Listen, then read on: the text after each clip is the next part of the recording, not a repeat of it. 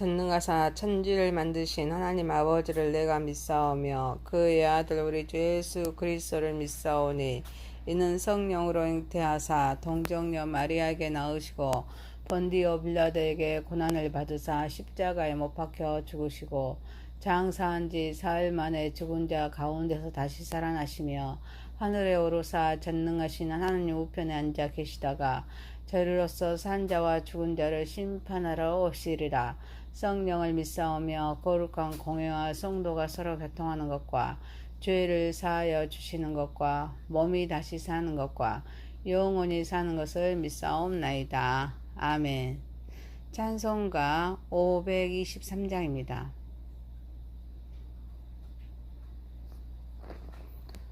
어두운 죄악 길에서 목자 없는 양같이 모든 사람 길 찾아 헤맨다. 위하신 하나님 독생자를 보내사 지금 너를 부르니 나오라. 이때라 이때라 주의 긍을 받을 때가 이때라. 지금 주께 나와 겸손하게 아뢰라. 구원함을 얻으리. 험한 십자가 위에 달려 돌아가신 주 다시 살아나셨네. 기쁘다. 죄인 구원하실 때 어서 주께 나와 그 신 은혜 구하라. 이때라 주의 긍을 받을 때가 이때라. 지금 주께 나와 겸손하게 아뢰라. 구원함을 얻으리. 주의 귀한 말씀에 영원 생명 있나니 주님 너를 용서해 주신다. 주가 부르실 때에 힘과 정성 다하여 주의 은혜 받으라. 이때라 주의 긍을 받을 때가 이때라. 주께 나와 겸손하게 아뢰라. 구원함을 얻으리.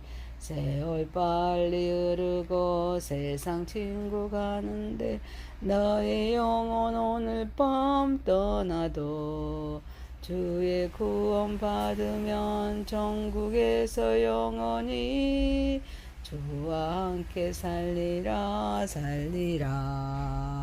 이때라 주의 긍을 받을 때가 이때라. 지금 주께 나와 겸손하게 아뢰라. 구원함을 얻으리. 아멘. 열왕기하서 9장 27절에서 37절입니다. 유다의 왕 아하시아가 이를 보고 종원의 정자길로 도망하니 에후가 그 뒤를 쫓아가며 이르되 그도 병거 가운데서 죽이라 하며 이블르암 가까운 구르 비탈에서 치니 그가 무기토까지 도망하여 거기서 죽은지라. 그의 신복들이 그를 병거에 싣고 예루살렘에 이르러 다윗성에서 그들의 조상들과 함께 그의 묘실에 장사하니라. 아합의 아들 요람의 제11년에 아하시아가 유다왕이 되었더라. 에후가 이스라엘에 오니 이세벨이 듣고 눈을 그리고 머리를 꾸미고 창에서 바라보다가 에후가 문에 들어오매 이르되 주인을 죽인 너 시므리여 평안하냐 하니 에후가 얼굴을 들어 창을 향하고 이르되 내 편이 될 자가 누구냐 하니 두어 넷이가 에후를 내다보는지라. 이르되 그를 내려 던지라 하니 내려 던짐에 그의 피가 담과 말에게 튀더라. 에후가 그의 시체를 밟으니라. 에후가 들어가서 먹고 마시고 이르되 가서 이 저주받은 여자를 찾아 장사하라. 그는 왕의 딸이니라 하매 가서 장사하려 한즉 그 두 골과 발과 그의 손 에는 찾지 못한지라. 돌아와서 전하니 에후가 이르되 이는 여호와께서 그 종 딥세 사람 엘리야를 통하여 말씀하신 바라. 이르기를 이스라엘 토지에서 개들이 이세벨의 살을 먹을지라. 그 시체가 이스라엘 토지에서 거름같이 밭에 있으리니 그것이 이세벨이라 가리켜 말하지 못하게 되리라 하셨느니라 하였더라. 전능하신 하나님 아버지, 우리의 예배를 받으시옵소서. 예수님의 이름으로 기도하옵나이다. 아멘. 열왕기하서 9장 27절에 37절입니다. 악인들의 최후라는 제목입니다. 첫 번째, 언약에 대하여 신실하신 하나님이십니다. 유다의 왕 아하시아가 요람이 에후와 화살로 죽는 것을 보고 종원의 정자길로 도망합니다. 에후가 그도 병거 가운데서 죽이라 하자 무기토까지 도망하여 거기서 죽습니다. 그러자 그의 신복들이 그를 병거에 싣고 예루살렘에 이르러 다윗성에 그들의 조상들과 함께 그의 묘실에 장사합니다. 유다 왕 아하시아는 북이스라엘 왕을 문병하러 갔다가 에후에 의해 죽게 됩니다. 에후는 그를 추적하여서 이브를왕 근처에서 큰 상처를 입혔지만 큰 부상에도 불구하고 무기토까지 도망하였으나 결국 그곳에서 죽고 말았습니다. 아하시아의 죽음은 우연이 아니었습니다. 이는 악한 자에게 심판하시는 하나님의 역사입니다. 아하시아는 하나님을 멀리하고 아합과의 그런 동맹한 죄의 결과로 죽음이라는 심판을 받습니다. 아하시아 왕과 아합 집간의 교제는 선한 신앙의 교제가 아니었습니다. 우상 숭배로 물든 악의 교제였기에 심판을 받습니다. 그런데 이스라엘의 왕인 요람은 나봇의 밭에 시신이 버려졌는데 아하시아의 시신은 신복들에 의해 예루살렘까지 옮겨져 조상들과 함께 그의 묘실에 장사됩니다. 이는 언약에 대하여 신실하신 하나님께서 다윗 가문과 결과 맺으신 언약을 지키시기 위함이었습니다. 언약에 대하여 신실하신 하나님은 한번 약속한 언약을 반드시 기억하고 지키십니다. 우리는 악인과 교제하는 것은 그 악인이 망하는 날에 함께 망하기에 항상 하나님의 말씀에 따라서 의로운 삶을 살아야 될 줄 믿습니다. 그래서 다윗은 시편 1편 1절에서 복 있는 사람은 악인의 길을 따르지 아니하며 죄인의 길에 서지 아니하며 오만한 자의 자리에 앉지 아니하고 라고 말씀하십니다. 동시에 하나님의 약속을 믿고 신뢰하는 그런 믿음의 삶을 우리는 살아야 될 줄 믿습니다.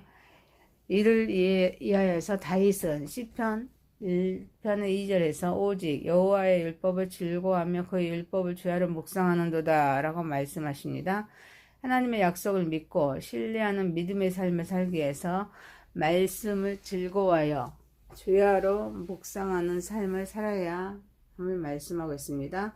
사랑하는 성도 여러분, 우리는 말씀과 성령의 다스림 속에 약속을 확신하며 죄를 멀리하고 본분을 다하는 삶을 살아가는 저와 여러분이 되시길 소망합니다. 두 번째입니다. 겸손히 자신을 돌이켜 봅시다. 30절에 31절입니다. 에후가 이스라엘에 옵니다. 이세벨이 듣고 눈과 머리를 꾸미고 창에서 바라보다가 에후가 문에 들어오자 주인을 죽인 너 시므리여 평안하냐 라고 말합니다.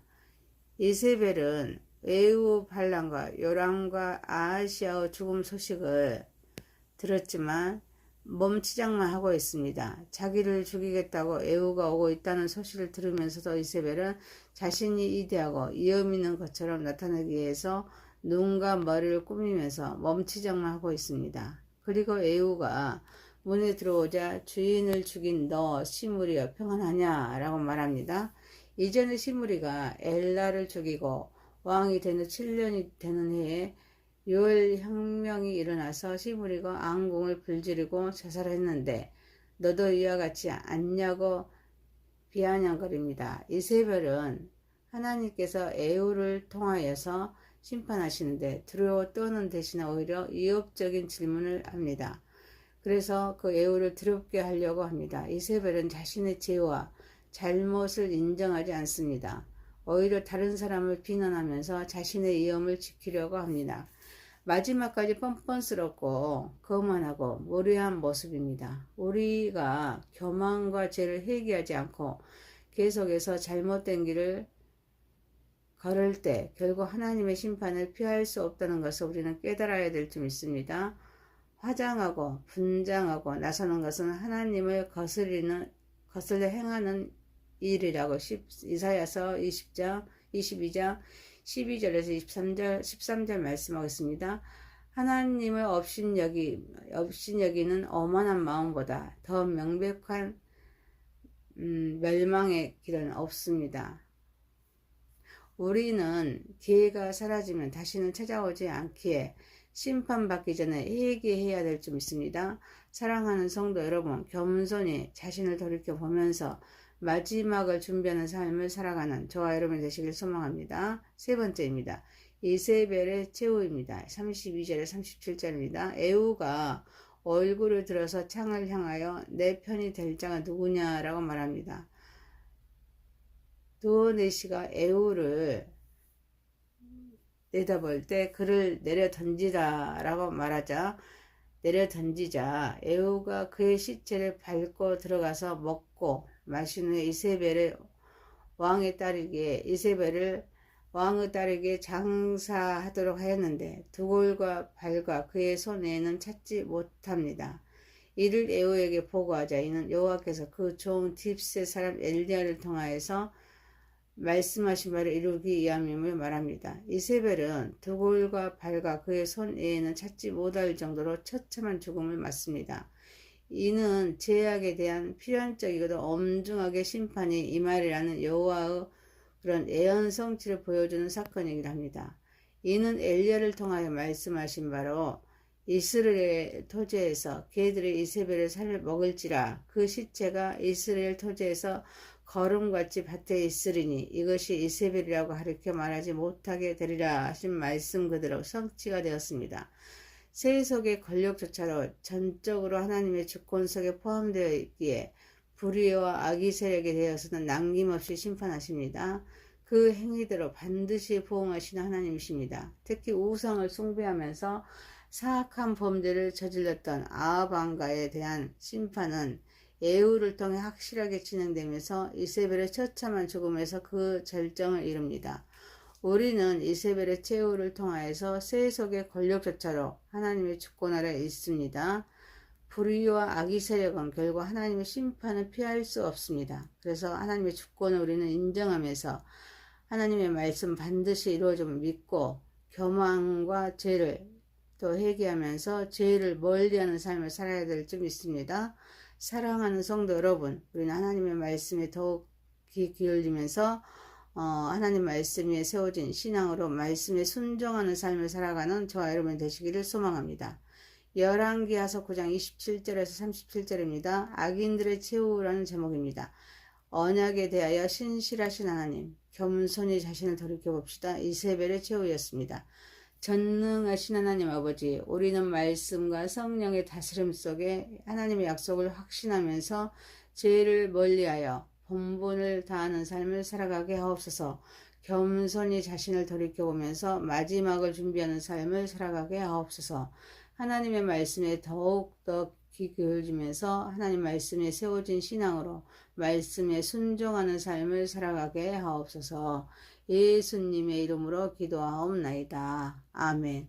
하늘에 계신 우리 아버지의 이름이 거룩히 여김을 받으시오며 나라에 임하오시며 뜻이 하늘에서 이룬 것 같이 땅에서도 이루어지이다. 오늘날 우리에게 일용할 양식을 주옵시고 우리가 우리에게 죄 지은 자를 사하여 준 것 같이 우리의 죄를 사하여 주옵시고 우리를 시험에 들게 하지 마옵시고 다만 악에서 구하옵소서. 대개 나라와 권세와 영광이 아버지께 영원히 있사옵나이다. 아멘.